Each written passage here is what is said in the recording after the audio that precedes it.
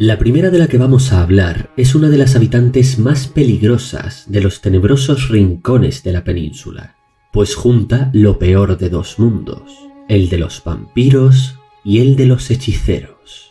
Estamos hablando de la Guajona, un ser mitológico casi humano a primera vista, pero que cuanto más reparas en ella, más evidente te resultará que no pertenece a este mundo, sino a otro del que nunca debió salir. Se asemeja a una mujer anciana y desfigurada que cubre su inmundicia con un manto negro y raído, como lo hacen las parcas. Sus manos son nudosas, alargadas y huesudas, y si llegas a verle las piernas, observarás horrorizado cómo no son las de un ser humano, sino que en lugar de eso tiene patas como las de un pájaro, pero además especialmente retorcidas y grotescas.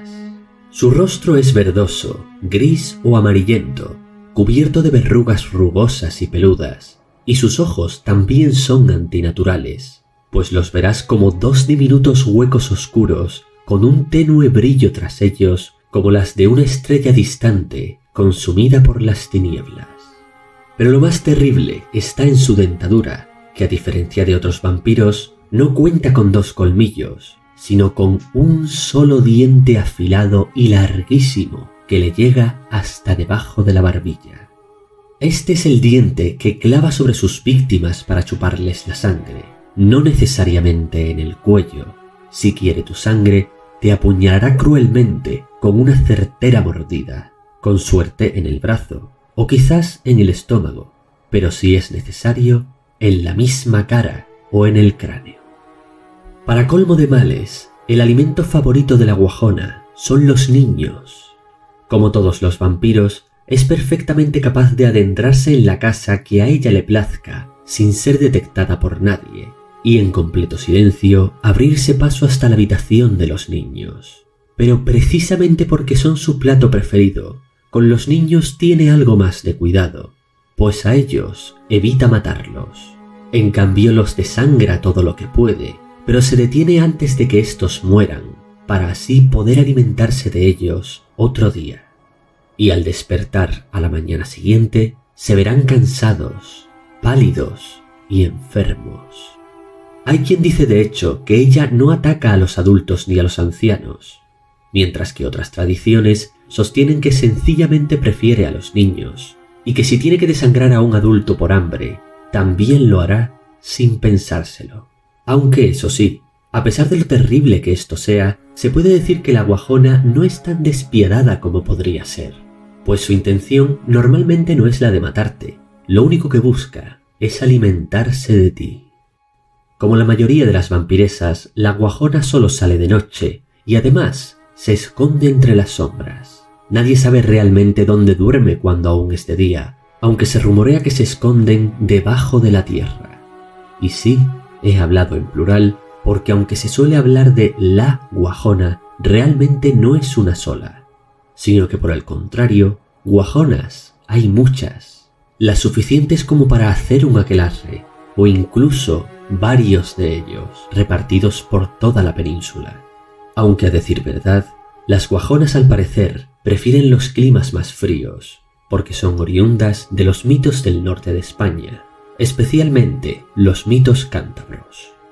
Uno de los pocos remedios contra la Guajona es el uso de un amuleto en la forma de una mano negra de azabache o una quiastolita, también conocida como piedra de San Pedro, y en otras ocasiones es necesario usar un ungüento preparado a base de esencia de oricuerno, una especie de unicornio particular de la mitología española. El nombre Guajona en realidad es un aumentativo de guaja o guacha, el nombre de otra criatura de la vecina mitología asturiana. Las guachas son iguales que las guajonas, solo que éstas son capaces de penetrar en las casas a través de las cerraduras o escabulléndose mágicamente a través de las rendijas. Además, estas tienen ojos de búho y durante el día se ocultan no bajo tierra, sino en los huecos de grandes árboles muertos. Y son quizá más peligrosas aún que sus primas guajonas, pues tienen la capacidad de volverse directamente invisibles si les place.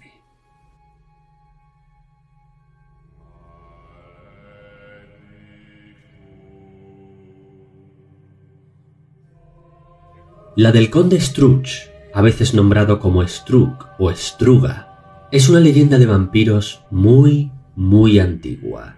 De hecho, es el primer conde vampírico de toda Europa. Es anterior incluso al propio conde Drácula, y según algunos, es el primer vampiro occidental de la historia conocida. Existen dos versiones de esta leyenda, aunque las dos son muy parecidas. La más reciente, entre comillas, pues las dos son muy antiguas, explica que el conde Struch fue un noble del siglo XII que servía al rey Alfonso II, y que éste lo envió a las tierras de Ampurias, que hoy sería el Alto Ampurdán, a que se instalara en el castillo de Gers, y desde allí se ocupara de erradicar el paganismo y la brujería de la región. Por lo demás, es idéntica a la primera y más antigua, para la cual tenemos que remontarnos al año 1212. En aquel entonces, los ejércitos cristianos y musulmanes de la península ibérica chocaron en una encarnizada batalla que decidiría la suerte de la península para los siglos venideros. La famosa batalla de las Navas de Tolosa, la que muchos citan como la más importante de la Reconquista. En esta batalla, del lado cristiano, no solo lucharon las tropas de los reyes Alfonso VIII de Castilla y Pedro II de Aragón, el hijo del Alfonso II de la otra versión de la historia, por cierto, sino que fueron ayudados por el reino de Navarra, por los ejércitos de Portugal y por un gran número de cruzados extranjeros. Ahí es donde entra Struch. No se sabe exactamente su procedencia, pero sí que era un caballero cruzado que luchó del lado de Pedro II de Aragón. Terminada la lucha, el rey recompensó a Struch por su labor absolutamente heroica y destacable durante la batalla. Fue nombrado conde y se le entregó un pequeño feudo en las tierras del Ampurdán, donde se encontraba el castillo de Gers, en el que desde entonces se estableció. Esto, que parecía ser un regalo, en realidad era una enorme responsabilidad, pues se trataba de una fortaleza estratégica. Desde aquella región tan cercana a los Pirineos, la cordillera montañosa que separa España de Francia, llegaban noticias de que allí todavía pervivía el paganismo y que se realizaban cultos herejes y aquelarres de brujas. Para acabar con esto, Alfonso II, espoleado por su tutor, el obispo Guillermo de Torroja, decidió encargar al conde Struch acabar con esto.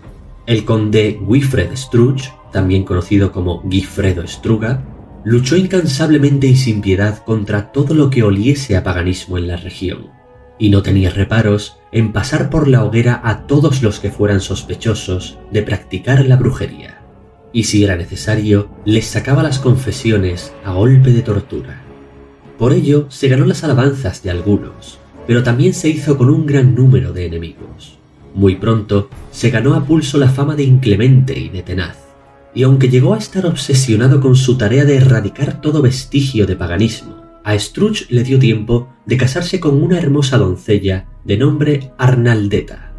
Su matrimonio fue de hecho muy feliz, según se dice, pero no por mucho tiempo, pues la joven murió prematuramente a raíz de una enfermedad desconocida, de la que su atribulado viudo culpaba a los mismos que él había estado castigando.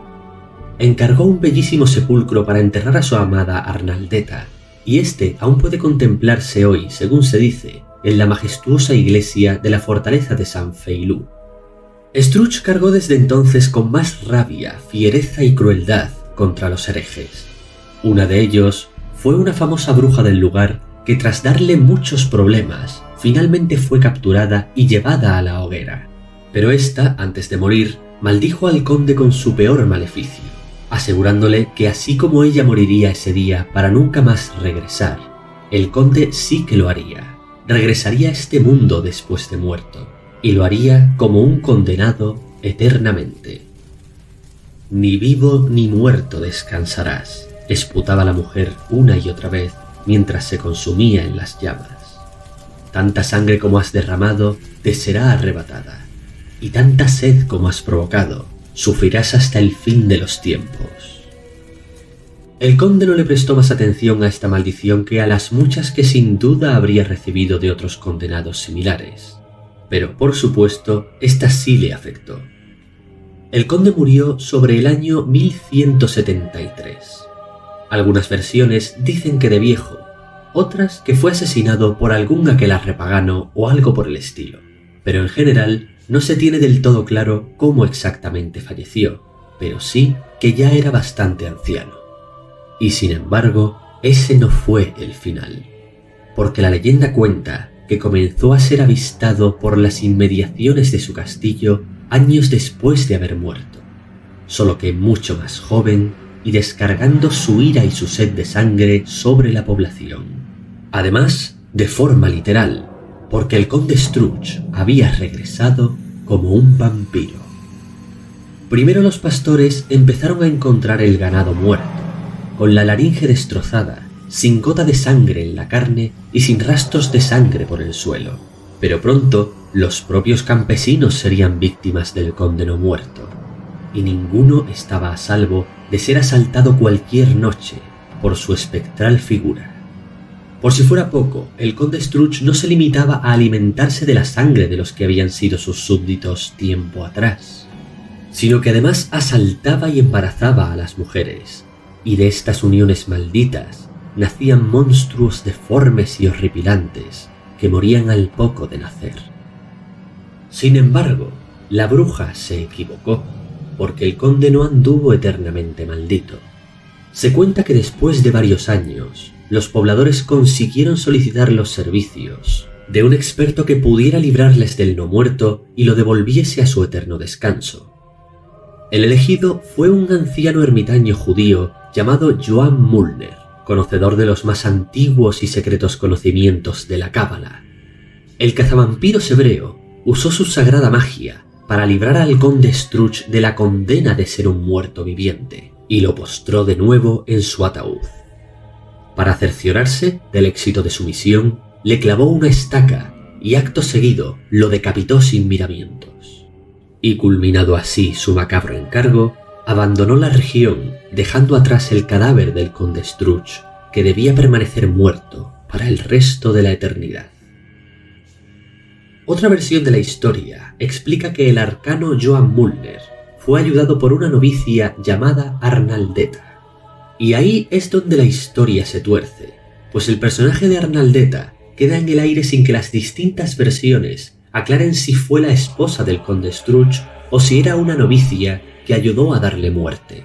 La única referencia histórica acerca de ella es la lápida situada en la iglesia de Sant Feilú, donde se expresa que allí está enterrada Arnaldeta Sitjar, esposa de Arnali Strutionis. En aquellos tiempos, en las iglesias solo se enterraba a religiosos o a nobles, por lo que ambas opciones deberían ser posibles. Pero si esta Arnaldeta se trata de la misma del mito, entonces tan solo pudo ser su esposa, porque de ser novicia no pudo haber contraído matrimonio. En cuanto al nombre de su marido, Arnaldi Strutionis, es posible que fuera una deformación del nombre Struch, o mejor dicho, que Struch sea una deformación de Strutionis. De este tal Arnali no se sabe apenas nada. No hay existencia alguna de documentos históricos que den fe de su existencia. Tan solo la inscripción en la lápida de su esposa. Y además surge la siguiente duda. Si su esposa fue enterrada en la iglesia bajo los honores de ser una noble, su marido debería estar enterrado a su lado también. Y sin embargo, la lápida del tal Arnali Strutionis no aparece por ninguna parte. En cualquier caso, y regresando a la leyenda del conde Struch, este, como contaba, fue abandonado en su féretro dentro de su castillo, para que nunca más fuese perturbada la paz de su eterno descanso, al menos hasta 1936, cuando llegó la Guerra Civil Española y la famosa Legión Cóndor bombardeó el lugar, destruyendo en el proceso el castillo de Llers, del que hoy solo quedan ruinas y ni rastro de la lápida del conde.